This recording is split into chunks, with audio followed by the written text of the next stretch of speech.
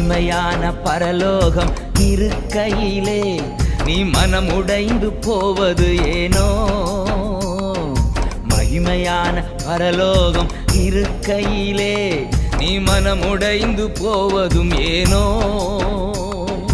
ஆற்றி பெற்ற அன்பர் இயேசு இருக்கையிலே நீ அஞ்சி அஞ்சி வாழ்வதும் ஏனோ?